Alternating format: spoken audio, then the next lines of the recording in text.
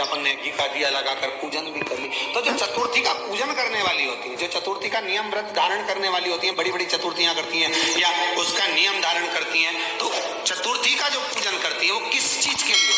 केवल संतान, पुत्र, परिवार, हमारा कुटुंब, हम जिस कुल में है हमारा कुल वैभव की ओर बढ़े, संपदा की ओर बढ़े और उसकी आयु बढ़े, उसकी आयु बढ़े, वैभव बढ़े।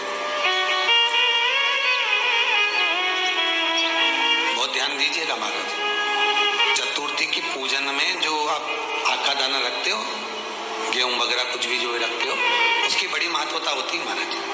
यहाँ तक कहा गया है, चतुर्थी की कथा तो आप लोग पढ़ते होंगे, जो लोग पढ़ते हैं उनको मालूम होगा। चतुर्थी की कथा में लिखा है, चौथ माता के व्रत में वर्णन किया गया है कि वो आखा दाना जो रखा जाता है, मान लो कोई जरूरी काम होता है तभी आखा दाना को रखा जाता है, संभाल के रखते हैं कि हम इस काम के लिए जा रहे हैं और हमारा ये कार्य सफल होना चाहिए।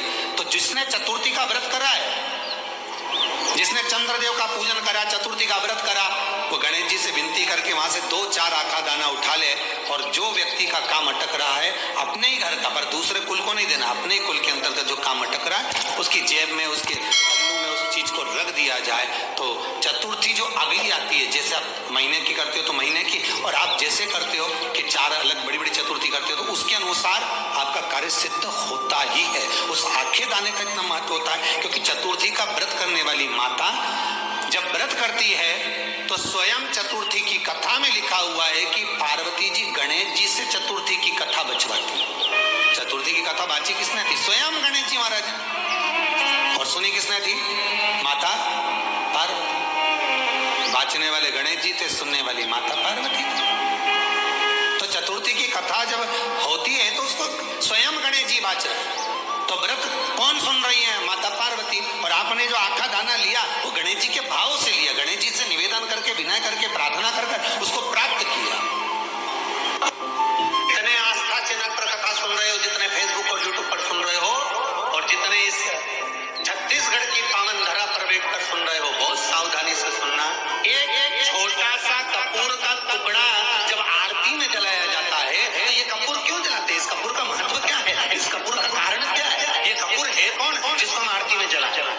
क्या जरूरत है इस कपूर को आरती में जलाने की? क्या जरूरत है इसको यज्ञशाला में जलाने की? क्या जरूरत है इस कपूर को पूजन में जलाने की? स्वयं गुरु बाबा कहते हैं, यदि कोई आरती में, पूजन में, घर में एक कपूर का टुकड़ा आरती के बाद में जब समर्पित करेगा तो उसको अश्वमेध यज्ञ का पुण्य प्राप्त हो जाएगा। अश्वमेध यज्ञ के पुण्य को पाने के लिए कपूर का टुकड़ा आज भी आरती में जलाया जाए।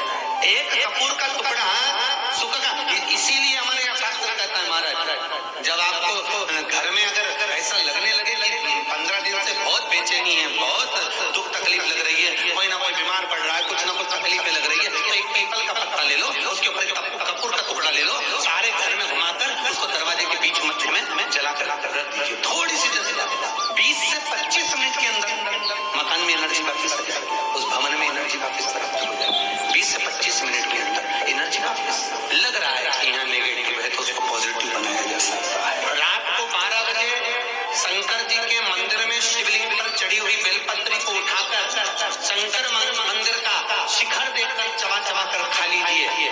आपके पांव के घुटने बदलने की जरूरत नहीं पड़ेगी, ऑपरेशन की जरूरत नहीं पड़ेगी, ग्रीस वापस बढ़ जाएगा और ये तुम लोग जो कुर्सी पे बैठे हो वापस नीचे बैठना चालू कर दो, जरूरत ही नहीं पड़ेगी। घुटने के दर्द और कमर के दर्द के लिए सबसे अच्छी है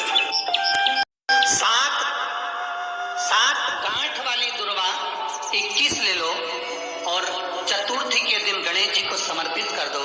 पंचमी तिथि को उस दुर्वा को उठाकर दूध में डाल दो और उस दुर्वा को दूध में डालकर उस दूध में उस दुर्वा को मल लो, और जिसके सफेद चमड़ी पड़ गई हो, चर्म रोग हो गया हो, उस दूध को उस दुर्वा के साथ, दूध नहीं भी हो तो पंचमी के दिन दुर्वा का लेपन शरीर पर कर लें। आधे घंटे तक करने पर पंचमी को प्रदोष काल में स्नान कर लें। महाराज आपको चर्म रोग में आराम लग जाएगा, सफेद चमड़ी अपने असली रंग में आना प्रारंभ हो जाएगी।